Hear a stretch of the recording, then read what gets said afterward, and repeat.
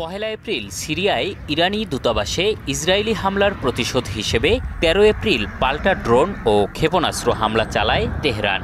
এ নিয়ে উত্তেজনা ছড়িয়েছে বিশ্বজুড়ে। পাল্টাপাল্টি হুমকির পাশাপাশি ইরান ইসরায়েল দুদেশই প্রস্তুত হচ্ছে বড় ধরনের সংঘাতের জন্য।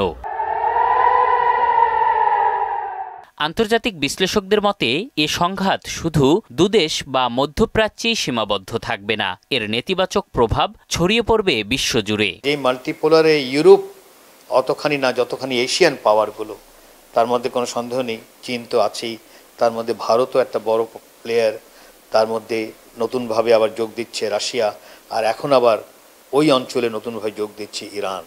এটা কতখানি মেনে নিবে সেটাই হলো এখন প্রশ্ন। তবে যদি মেনে না নেয়, ওয়ালটন ফ্রিজ কিনে অনেকের মতো আপনিও হয়ে যেতে পারেন মিলেনিয়াল। সেরা পণ্যের সেরা অফার। পশ্চিমা বিশ্ব এই মাল্টিপোলারকে, তাহলে আমার মনে হয় তাদের ক্ষতি আরো বাড়বে। পাল্টাপাল্টি হামলা অব্যাহত থাকলে সীমিত হয়ে পড়বে জ্বালানি তেলের উৎপাদন, নানাভাবে যার মাসুল গুনতে হবে বিশ্ববাসীকে। শুধু গাড়ি নয়, দেশের অর্থনীতির চাকাও জ্বালানি নির্ভর। আর আমাদের দেশের জ্বালানি এখনও সম্পূর্ণটাই আমদানি নির্ভর। তাই বৈশ্বিক প্রেক্ষাপট বারবারই টালমাটাল করছে আমাদের জীবনযাত্রাকেও। এর থেকে রক্ষা পেতে আমদানি নির্ভরতা থেকে মুক্ত করতে হবে জ্বালানি খাতকে। কিন্তু আদৌ কি তা করা সম্ভব? এ নিয়ে কথা হয় দেশের অন্যতম জ্বালানি বিশেষজ্ঞ অধ্যাপক এম শামসুল আলমের সঙ্গে। তার মতে ইরান ইসরায়েল সংঘাতে অস্থিরতা শুরু হবে বিশ্ব জ্বালানি বাজারে, যা প্রভাবিত করবে দেশের অর্থনীতিকেও। জ্বালানি বাজার দর বাড়তে পারে বা বাড়বে আশঙ্কা তো আমরা করছি। আর বাড়লে এমনিতেই আমরা জ্বালানি কিনতে পারছি না, ডলার ক্রাইসিসে ভুগছি।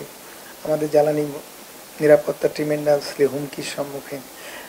যা অর্থ খরচ করে অর্থ ব্যয় করা দরকার, সেই ব্যয় আমরা পরিশোধ করতে পারছি না, জোগাড় করতে পারছি না, আবার বকেয়া বিল পরিশোধ করতে পারছি না। এরকম একটা অবস্থার মধ্যে আছে। তো সেখানে যদি যুদ্ধ হয়, শুধু আমদানির উপরেই প্রভাব পড়বে জ্বালানি বা অন্য কোনো পণ্য তা নয়, রপ্তানির উপরেও প্রভাব পড়তে পারে। আমরা দেশে দেশে দ্বন্দ্ব ও সংঘাত বিবেচনায় ভবিষ্যতের কথা ভেবে নবায়নযোগ্য জ্বালানি উৎপাদনে মনোযোগী হতে সরকারকে তাগিদ দিয়েছেন তিনি। সৌর বিদ্যুৎ যদি আমরা নির্ভরশীলতা যদি বাড়াতে পারতাম, তাহলে দেখা যেত যে আমদানিকৃত জ্বালানি উপরে নির্ভরশীলতা কমে আসতো। এম এ আজিম, মোহনা সংবাদ, ঢাকা।